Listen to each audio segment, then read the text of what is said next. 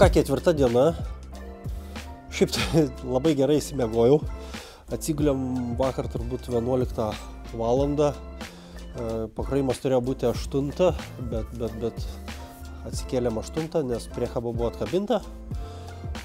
Pasikrovėm žuvį, prisikabinom ir apie 12 valandą dienos pajudėjom. Kas labai patiko, kad pas kitą trešininką vairuotoją išgėrėm kavos 3 pasisėdėdami. Dar atvažiavo į termotranzitą trešininkų, pasikalbėjo. Sergėjui paskambino vairuotojai pakeliui, kad nori su manim pasikalbėti. Užsukom į Helsingborgą su vairuotojais pasikalbėti. Žodžiu, 12 valandą pradėjom važiuoti. Dabar jau yra beveik 3 nakties. Kiek čia mes jau 15 valandų keli ir dar turime iki 9 valandų važiavimo. Tai dar 6 valandas turime važiuoti.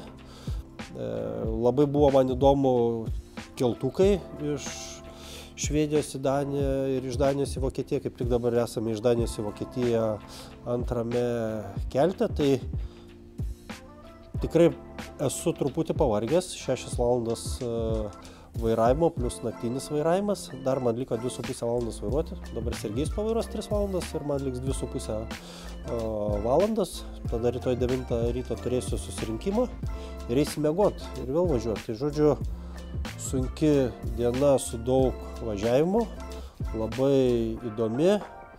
Ką dar noriu pasakyti, kad labai tikrai džiaugiuosi, kad toliau vairuotojai pypsina, mirksi, mojuoja.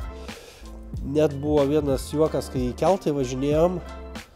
Turiu įtarimą, kad irgi chebra žino, kas vyksta, nes mums labai smarkiai mojavo kelto darbuotojai. Ir kas dar malonu, asmeniškai LinkedIn ir Facebook'e gaunu labai daug palaikymo, ko irgi tikrai nesitikėjau, tai labai ačiū. Tikrai stengiuosi parodyti, kuo įdomiau, kaip tas vairuotojo gyvenimas atrodo. Tai va, tęsime toliau, siūdam link Barcelonos, norime daug kilometrų nuvažiuoti dar ir nepavesti savo vadybininkės Darijos, turime būti patys pavyzdingiausi vairuotojai. Tai Darija linkėjimai visai mano suporto komandai, kuri mums padeda su šiuo projektu. Varom toliau.